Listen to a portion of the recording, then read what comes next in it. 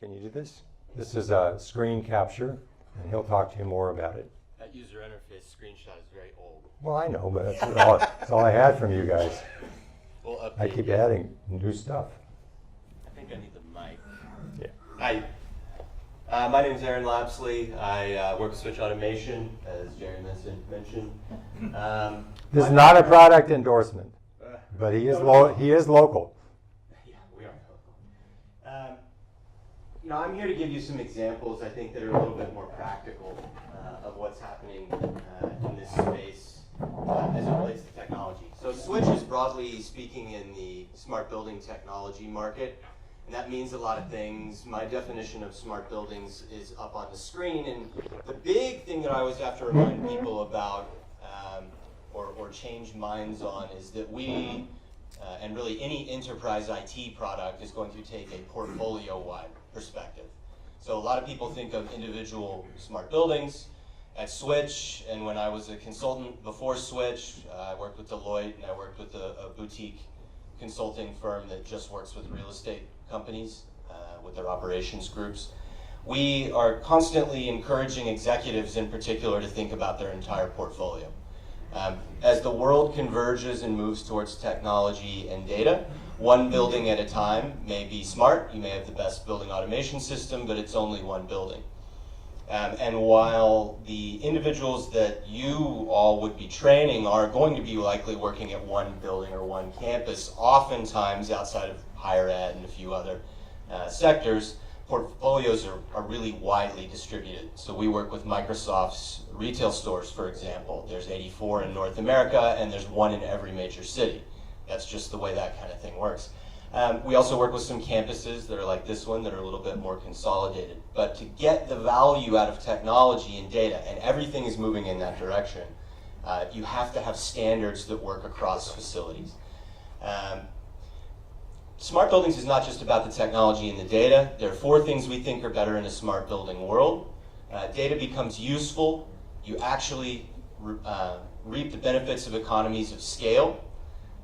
Your BAS really becomes enterprise IT. We're working with a lot of companies where this is just everyday commonplace now. Modern IP networks in every building that are converged towards a design standard, and the building automation system is just one component that hangs onto that network infrastructure. And then user experience. We do not believe at Switch that we are replacing anybody. In fact, it's really just enabling the changing business model of how buildings are operated. I was more encouraged by the session. I came in about 8:30 this morning and caught a lot of the session before Jerry. I was more encouraged by hearing what I've heard today than I have been in a long time, because we work with building operators in the field. The technology is part of this. I run a team of people that does software implementations and controls integrations, and we do engineering services work, like retro commissioning. But the number one thing we do is train people to use technology. And the biggest gap that we have right now, beyond the fact that just the user experience has been poor with most BMSs, we're trying to help with that problem. But even then, just training people how to read graphs is a big, big part of what we do.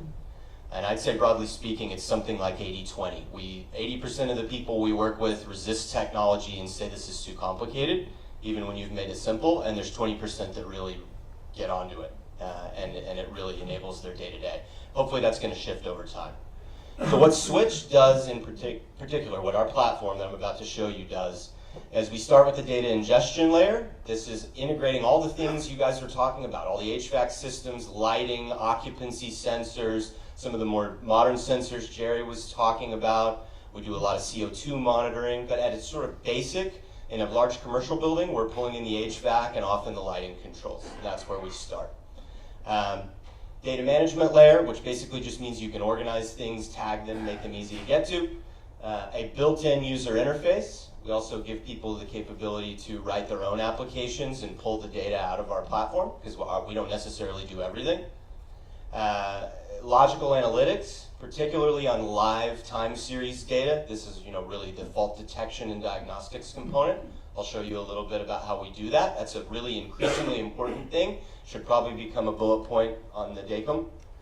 and control. In some applications, our platform is actually used to do control from the cloud instead of doing it locally. So I'm going to hop over, and everything I'm going to tell you is a little bit of a story around one building. It's that shopping center up there. It's down in LA. It's one of the first buildings that we pulled on when we decided to become a more sophisticated analytics platform, and it's the one that I have the most complete story of. I'm an engineer. I've been doing HVAC design, energy projects, going back to 2005. So I was a lead AP from 2007, version 2.0, coming up on the 10-year anniversary.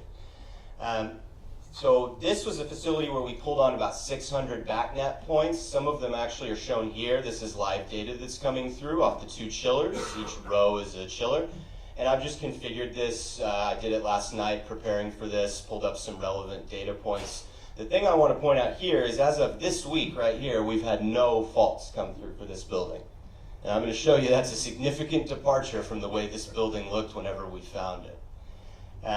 This portfolio, this is Forest City's portfolio. They're a large commercial real estate company based in Cleveland. We've got 18 gateways out across the United States for them, all of them online. Got a few documents here. Just an example of how you can organize things. This is kind of this sort of operations manager view of the building. He's not looking at the detailed fault detection. He's looking at, are my chillers on? Are they doing what I expect them to do? Are my temperatures good in this case? This is a big 1,500-ton chiller plant, which is pretty large for a shopping center. It's in Redondo Beach, 2 chillers.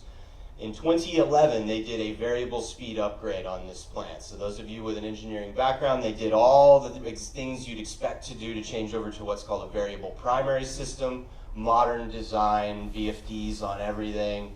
Looked like it was amazing. They actually got a 5% energy reduction when they did that project. But when we found the building in early 2016, it was immediately obvious that this building was not working properly. So we went through and immediately did a retro commissioning exercise. Now this is ideally something that would have been done by operations staff at the facility, but they don't have anybody with the right skill sets to do it.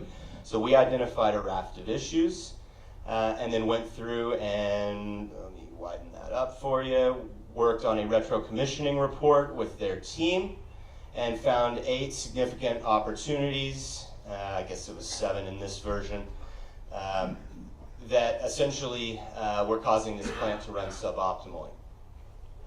The plant was not running as it had been designed and re-updated. And again, this is something that had been operating for 4 years since they commissioned this. This was a design build by Trane. So Trane sold the chillers. They put everything in. It's shiny. You could have eaten dinner off the floor in the chiller plant room. It was fantastic. But this thing was running like a single speed plant. And so we went through and did a significant amount of work. This actually culminated over the course of an entire year. Ended up finding some other things once they fixed the first round of things that sort of surfaced. This is an iterative process. This is why this is all about operations and training and have the right people in place.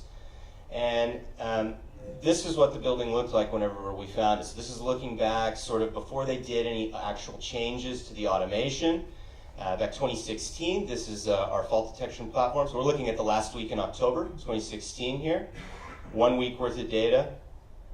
These are all the individual fault analytics rules that triggered. So we're pulling in 15-minute interval data at this location. Like I said, about 600 data points. We're running about 40 fault detection rules. These are really basic. Anyone with the skill sets that you guys put up on your skills matrix could go through and configure these in our platform. We're looking for simple stuff like the economizers not working. And all 14 of their air handling units had disabled economizers. This is in Redondo Beach, mind you. There, every evening of the year, it gets below 70 degrees Fahrenheit.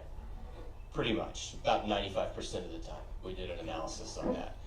So at 1,400 nominal tons of air handler, we've got none of them doing economization. That's actually against IECC, it's against Title 24, it's a bad scene. And nobody had caught this. And it was simple automation failures that resulted in this. So you can see an example here where in the morning and the evening, outside air temperature got below the return air temperature, and they should have been doing economizing. Now, fast forward, say, to today, and let me zoom in here a little bit. We've pulled on a bunch of additional buildings for this customer. We're now up to like 18 buildings or so, but you can see there's essentially nothing happening at South Bay. The only LA property that had any alerts in the last week was actually one that is a different shopping center. So that's completely fallen off the map. All the stuff we're looking at targeting for fix right now is up in the Mid-Atlantic and Boston area. So, this is just some examples of things we can do with analytics. This is obviously a very deep rabbit hole. Happy to talk about it with anybody if you're interested. The result of this exercise, we did this about a month ago, is comparing 2016 to 2017. Blue is 2016, green is 2017. The y-axis is the total daily kilowatt hours. Each dot on the graph is a day. We were weather normalizing this, so the x-axis is the average outside air temperature for each day. And you can see a significant improvement. This was a 9% weather normalized reduction in energy. It amounted to over 1 million kilowatt hours, absolute, between 16 and 17, and a 20% cost reduction because they got a significant peak demand limit as well in the summer with this plant running variable speed. So big improvements capable. There is no reason my team had needed to do this. That is my message here. Everything we did was basic engineering, looking at the design specs, knowing what was there with these systems, and then just looking at data. You didn't need machine learning to do this. You didn't need AI. Maybe, and I think someday, those things are going to start to play a significant role in analytics, for sure. But right now, what we need is skill sets, because this building didn't need to be running like this. The energy didn't need to be wasted. This is not just a retro commissioning exercise. This is ongoing. So yesterday, literally getting in and looking to set up for this demo, I found a new issue that cropped up back in October. This was not something we had analytics running on, but one of the air handling units had a supply temperature fail right there on October 20th, I believe. Yep, at 1 p.m. So this is another example where just someone minding what's going on, paying attention to the data, using the tools available to them. That's the actual interval data for all of October. That's about 3,000 data points down here. That flatlined right there about 1 o'clock. So that's something they need to go out and fix. What we have to do typically as a business, our biggest impediment to growth right now is having a natural user base. This is a big problem for us. And the natural user base for our technology is going to come from the people that you are training. It's also going to come from engineers. It's going to come from, someone mentioned earlier that mechanical engineers are becoming controls techs. I hired one of those. So, that's absolutely true. Their skill sets are definitely elevating, but the people that are in the buildings looking at them are the ones that are actually going to catch things. This is one we're looking at right now. This is just 2 pumps. This is another of Forest Cities buildings in Philadelphia. Basic heat pump loop, pump 1 and pump 2. Pump 1's on and drawing 48 amps. We're actually training this on-site team right now. They don't have the right skill sets. Very, very challenging situation because this is actually automating their plant right now. So just sort of explaining to people, what it means whenever they go through and adjust the set point, when you would want to override something or not override something. This is sort of the basic world that we're working in right now, but that's the stuff where you actually get the savings. So this is all live. This is a good example of being able to do control in our platform. If I come through, I actually did this earlier, somebody had overridden the set point. If I hit submit on that, that actually does change the set point out in the field in this case. So there's a lot of sophisticated technology out there. It's not just ours. We have a fantastic product, but there are others that do other things. Jerry knows a lot about them. I know a lot about them. Happy to answer any questions about any of that as it comes up. We'll talk a little bit more about Switch, but I was a consultant in this space for about 5 years, so I've got a pretty impartial perspective too on some of the others. So we have just a few minutes for any questions for Aaron at this point.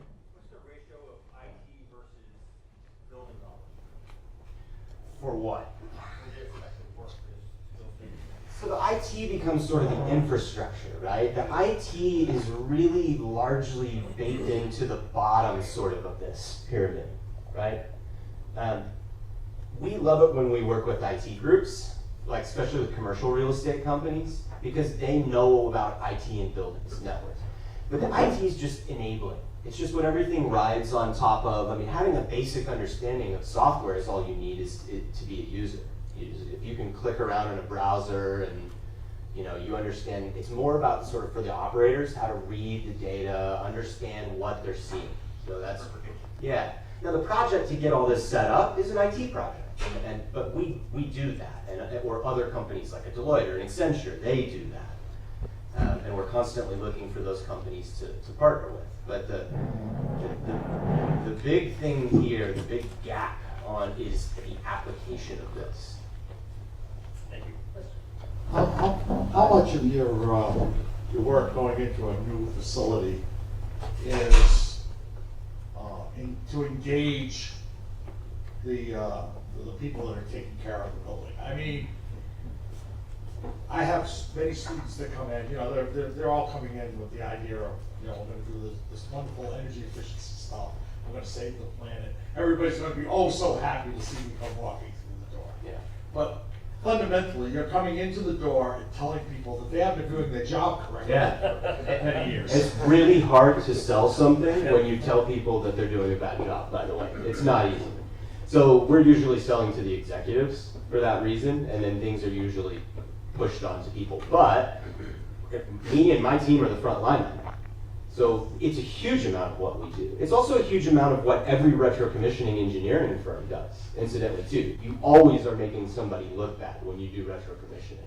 But the people that get past that and then pick up the technology, they'll pick up the ball and run with it and advance it, make themselves look really, really good.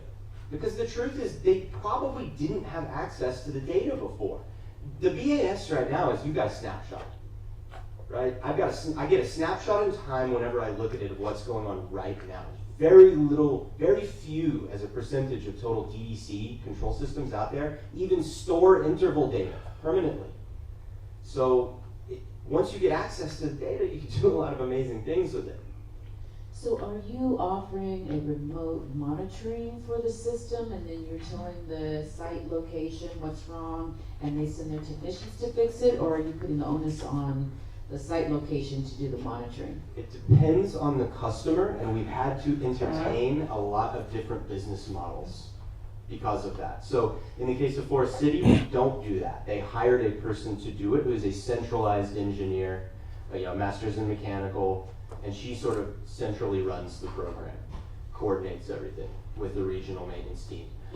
In the case of Microsoft's retail portfolio, we're actually rolling out to all 84 of those North American locations, and we are working directly with JLL, and we're building a NOC in Denver right now with my team to actually facilitate doing all of the remote monitoring and schedule changes. What's a knock? Network operations center. Like think of like a railroad company or AT&T. There's a room with a lot of screens with people, looking at buttons, mission control type thing. Just to piggyback on what the gentleman here just said, I'm actually looking for, if anyone knows a good book on being and how to be an ambassador.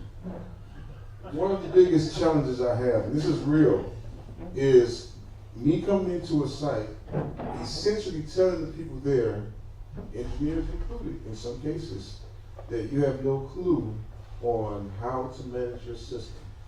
And this is very challenging because I want to grow a business relationship with the building owner who has employed this staff that's costing him tons of money.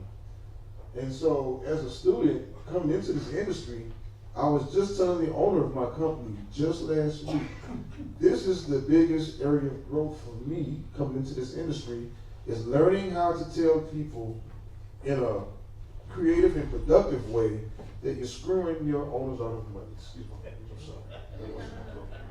And I really, and I'm serious, if you know of any good literature, books, information, email me and I'll be happy to read the book on how to be an ambassador in this industry. People by Dale Carnegie, I was just going to say that. Aaron? Let's go ahead. I would just say carrot and stick on this. There's a lot of sort of providing a path for people to improve and get better, but at the same time, the accountability level for building operations is absurdly low. I see this across companies, across the US, Canada, Mexico. We've got customers in Australia, New Zealand. It's the world over. There's not enough accountability, and expectations are not high enough. We have time in this round for one or two questions. Is a lot of times our engineers are, because the data is much more accessible now, the building owners are asking them to do it and push the contractors out. So that's what we're seeing a big push right now. Yeah. I had a quick question about what is the selling point to the owner to make the investment? What resonates with owners in this respect? Since, buildings the world over are run very poorly, no one seems to care. Well, some do, and those are the ones that end up being our customers, right? So this is, to some extent, pretty leading edge.